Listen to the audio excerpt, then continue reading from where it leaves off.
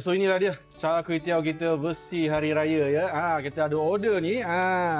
Kita ada order 10 set Char Kway Teow.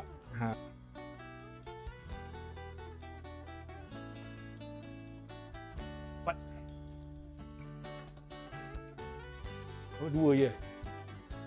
Ngam-ngam tu dia, ngam-ngam. So orang boleh makan dalam ni terus. Nampak sikit ni. Okey, so dah siap lah kita punya order 10 Char Kway Teow kerang. Tengok packaging kita orang, cantik tak cantik?